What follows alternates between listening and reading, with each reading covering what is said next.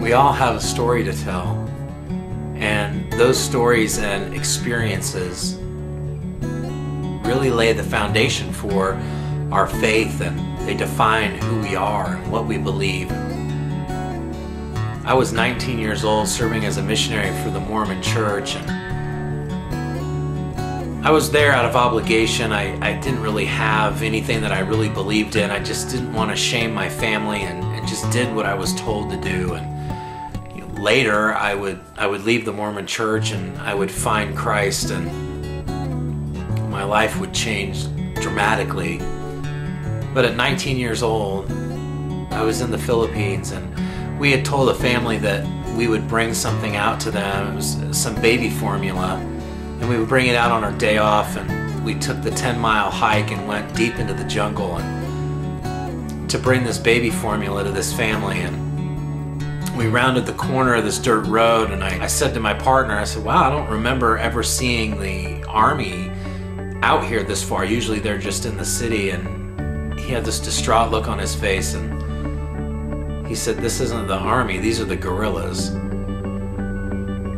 I was pretty naive, but I knew enough to know that this didn't sound good and wasn't looking good. And we approached the house, and they intercepted us and began interrogating us and quickly separated us and took me to the back of the house to a washroom. And it was just a dirt floor with cinder block walls and a tin roof. And this guy came in, and he was very educated, spoke really good English, and began questioning who I was. And the questioning became more and more aggressive. And he took the 9mm that was in a holster on his hip,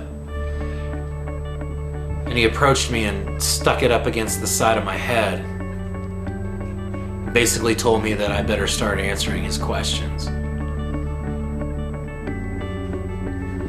This was the first time in my life that I was ever fearful of anything.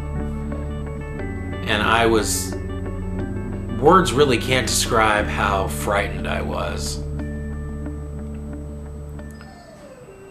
He got more and more irritated with me and ended up hitting me over the back of the head with the gun, almost knocking me out.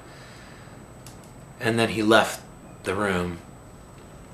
A few minutes later, 3 guys came in, and they all had machine guns and machetes on their sides, and they began taunting me and mocking me and taking turns poking the guns into my side and against the back of my head,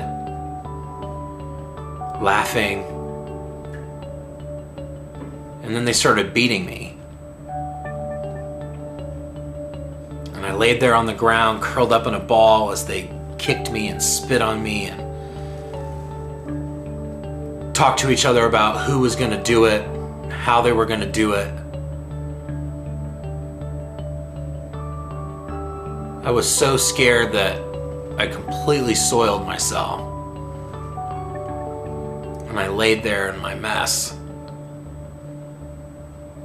as they continued to beat me. And I cried out. I didn't know what to say, not even knowing for sure that he was there. And I just pleaded and begged that, God, if you're real, will you please get me out of this situation?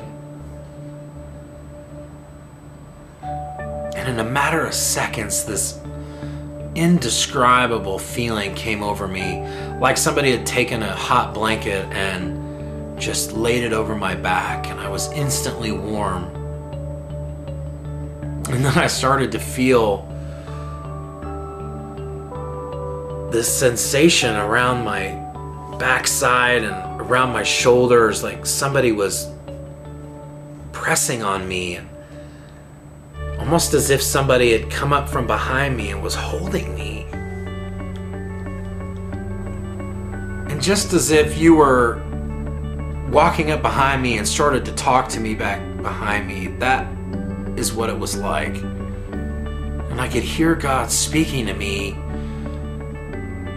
telling me that He had a purpose for my life, and that there was a calling on my life, and that He was going to see me through this. I was so scared.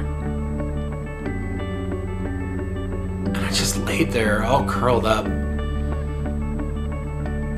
weeping. Because for the first time in my life, I could feel Him.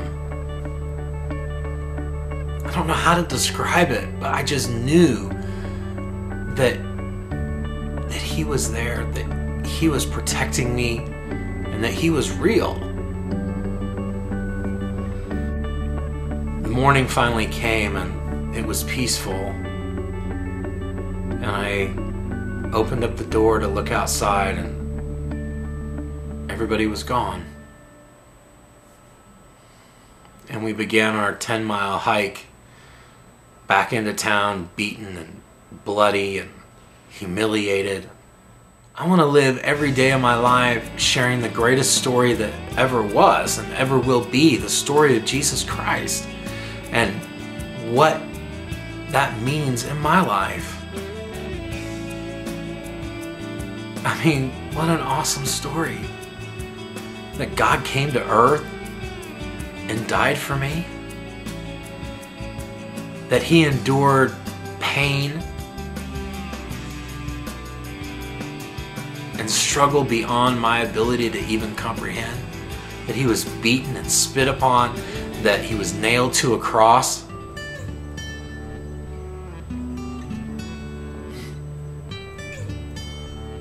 That's a story worth telling.